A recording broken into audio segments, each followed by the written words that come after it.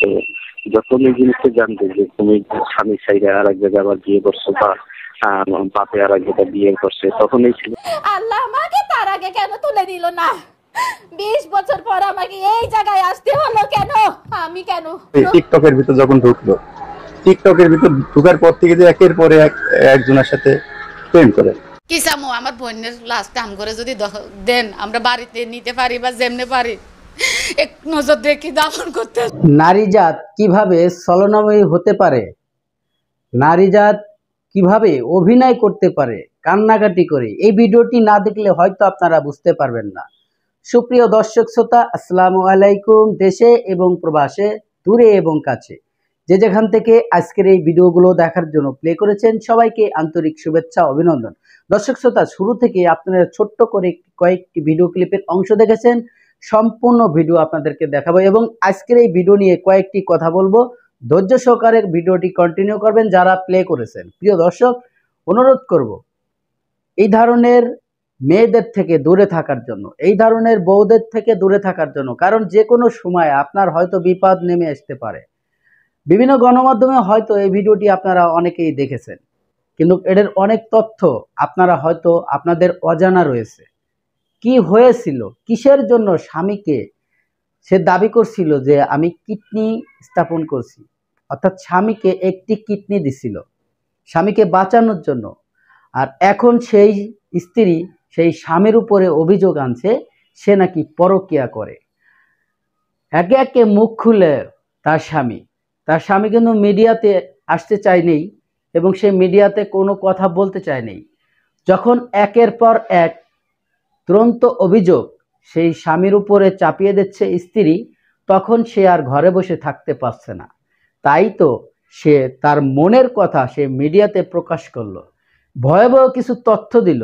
এতদিন আমরা যে ঘটনাটি জানতাম, যে কথাগুলো জানতাম, অনেকে আফসোস করছেন, অনেকে অনুপ্রাণিত হয়েছেন, অনেকে মানে ক্ষোভে আর্তনাতে আপনারা বিশ্বাসই করতে পারবেন না যে এই তার যে স্ত্রী সে যে কথাগুলো মিডিয়াতে বলছিল কান্নাকাটি করে, কতটুকু সত্য। আদৌ কথাগুলো সত্য না। যখন তার স্বামীর মুখ থেকে আপনারা সম্পূর্ণ কথাগুলো জানতে পারবেন, বুঝতে পারবেন, তখন সেই মহিলাকে আপনারা আপনাদের মতামত কমেন্টে জানাই যাবেন। প্রিয় দর্শক, সে অভিযোগ করছিল আমার স্বামী এখন পরকীয়া করে। সে অভিযোগ করছে আমার স্বামী আমার কাছে থাকে না, তার অন্য আর একটা সংসার আছে, সে অন্য জায়গায় পরকীয়া করে। যখন এই ধরনের অভিযোগ সেই স্বামীর উপরে দিল, তখন সেই স্বামী এমন কিছু তথ্য দিল তার স্ত্রীর নামে, আপনারা আশ্চর্য হয়ে যাবেন, আপনারা অবাক হয়ে যাবেন। একাধিকভাবে কয়েকটা জায়গায় সে সম্পর্ক গড়ে উঠছিল। তার একটি পার্লার আছে, তার একটি পার্লার ছিল, সেই পার্লারের যত ইনকাম, সমস্ত ইনকাম নাকি তার স্বামীর উপরে দিছিল। এখন সেই স্বামী তার সমস্ত তথ্য জানিয়ে দিল মিডিয়াকে, পুরো দেশবাসীকে জানিয়ে দিল। যখন ঘটনাটি গণমাধ্যম জানতে পারলো, রেকর্ড করলো, তখনই মোড় ঘুরে গেল। সে এখন অন্যভাবে কথাবার্তা বলে, কেন আমি আমার এই জায়গায় পৌঁছতে হবে আজ 20 বছর পরে, আমার সংসার জীবন 20 বছর, অথচ সেই স্বামীর সাথে সে নাকি 3 বছরও থাকে নাই। সে দাবি করছে সে 20 বছরের সংসার তার, অথচ সেই 17টা বছর সে কোথায় কাটালো, কার সাথে কাটালো? এর মধ্যে 9 বছর ছিল সেই তার স্বামী মালয়েশিয়াতে। আর মালয়েশিয়াতে থাকার রানিং অবস্থায় তার নাকি কয়েকটা পরকীয়া ছিল। সেই টাকা দেই নাকি তাকে ট্রিটমেন্ট করেছে এবং সামাজিকভাবে ভালো থাকার জন্য, ফ্যামিলির কাছে ভালো থাকার জন্য, যার তার জন্য কোনো বদনাম না হয়, সে যে অপরাধগুলো করতেছে অপরাধগুলো ঢেকে থাকে। প্রিয় দর্শক, আমি বেশি কথা আর বাড়াতে চাই না, চলে যাবো সেই গুরুত্বপূর্ণ ভিডিওতে যাওয়ার আগে ছোট্ট করে একটি রিকোয়েস্ট করব। দর্শক, আপনি যদি আমার এই চ্যানেলে নতুন বন্ধু হয়ে থাকেন, ভালো লাগলে চ্যানেলটিকে সাবস্ক্রাইব করে রাখবেন, আর অলরেডি যারা সাবস্ক্রাইব করে রাখছেন অসংখ্য অসংখ্য ধন্যবাদ। তা বেশি দেরি করবো না, চলুন একটি ভিডিও ক্লিপটা দেখে আসি। আল্লাহ আমাকে তার আগে কেন তুলে দিল না? 20 বছর পর আমাকে এই জায়গায় আসতে হলো কেন? আমি কেন প্রকৃত মর্যাদাটুকু পেলাম না? একটু ভালো ব্যবহার আর একটু ভালোবাসা চেয়েছিলাম, দেয়নি।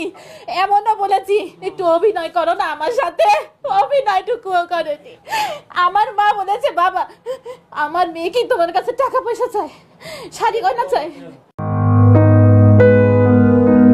ভালোবাসা কখনো কখনো সিনেমার গল্পকেও হার মানায়। টুনি তারেকের দাম্পত্য জীবনের নানা বাঁকে সেই গল্প লেখা হয়েছে। 2006 সালে পারিবারিকভাবে বিয়ে হয় সাভারের কলেজ পড়ুয়া তরুণী উম্মে সাদেহিনা টুনি ও মালয়েশিয়া প্রবাসী তারেকের। 1 বছর পরেই তাদের ঘর আলো করে আসে পুত্র সন্তান আজমাইন দিব্য। সবকিছুই ঠিকঠাক চলছিল, তবে বিয়ের 2 বছর বাদেই গুরুতর অসুস্থ হয়ে পড়েন তারেক।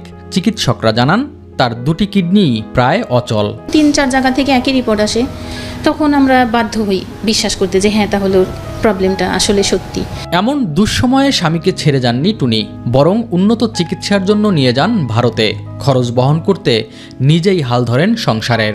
ভেলোরে যে 10টা বছরও ট্রিটমেন্টটা করেছে, এটার জন্য আমাকে প্রতি বছরে 2বার, কোনো বছরে 3বার করেও যেতে হয়েছে। আর এই খরচটা আমার একটা বিউটি পার্লার আছে, আমি ছোটোবেলা থেকেই বিউটি পার্লারের কাজটা করতাম। পার্লারের কাজ আর আমি বুটিক্সেরও কাজ শিখেছিলাম আমার খালার কাছ থেকে, বাটিক, ওই কাজের টাকা। আর আমার যে মা বাবা বোন, আমার খালা চাচা, এদের কাছ থেকে আমি হেল্পটা নিয়ে, টাকা পয়সার হেল্প নিয়ে আমি ওর ট্রিটমেন্টটা করিয়েছি এই 10টা বছর।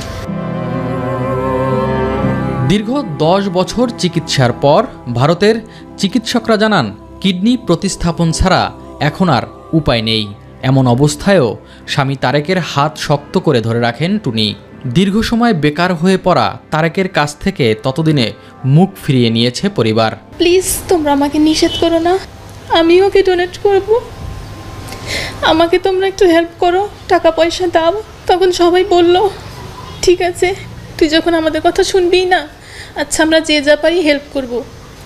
এই আত্মীয় স্বজন বলতে সব আমার আত্মীয় স্বজন। একটা বাজা কথা কইছি, সুমনে তখন আমার কইছিল আপা সুমন বলি আমার গত 12:30 বাজে গেছে গই, তো তুমি সিপাতেরে কিচ্ছ সিপাতেরা ইয়াসিনে দিক কুমিল্লা পার করে দিছি, কিল্লে পার করে দিছ, আমার বাবুরে না দেখায়। ভাই শুক্রবার দিন বাবুর আপনার কাছে আমু, আপনি টেনশন করিয়েন না। হিতিরে কই পার করে দিছ, কইতে যে আমি তো নাইছে এমি গেছে গো, বোরকা গেল আয় কইতে পারি না, দূর কই তা জানি গো, আর তো কিছু জানি না ও, আর কিছু কইবার মতন শক্তি স্মরণ পাইতেছি না গো।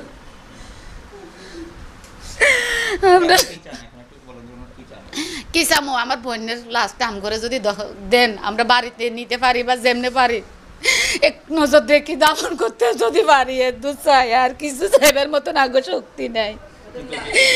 যে কে করছে উপর আল্লাহ জানে, আমরা তো দেখিনি, আমরা ওর চাই, ওর কিছু ওরে আমাদের কাছে আনি দেন, আমরা ওর এরকম টুকরা করবো, ওর মাতুন আর ওতুন কেমন লাগে জানি যাবো।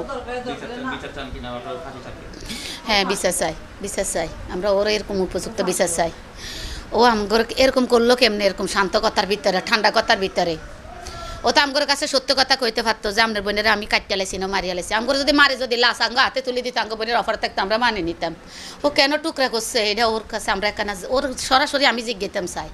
আমার জ্যাঠা বোন যেরকম টুকরা টুকরা করছে, আমরা ও স্যার ফাঁসি চাই। বোঝানো রাতে 3:30 বাদ আমার জ্যাঠা ফোন করে বলছে ফলেকে টুকরা টুকরা করে ফেলাইছে, তোলো টুকরা টুকরা না করে তখন গলা চিবি মারি ফেলাইতো, তো আমরা লাশটা গোটা পাইতাম, কেন টুকরা টুকরা করলে বলেন? কারণ আমরা ওর ফাঁসি চাই। ও যেরকম একটা মার সন্তান যেরকম মানে বুক খালি করছে, এরকম আমরা ওর বুক খালি করতাম চাই। বাইজিকে নির্মমভাবে বিনা দোষে যেভাবে হত্যা করা হয়েছে, আমরা ওই জন্য তার উপযুক্ত ফাঁসি চাই। আমার বাইজি যেভাবে ইয়ে করা হয়েছে, আমরা ওটার উপযুক্ত বিচার চাই।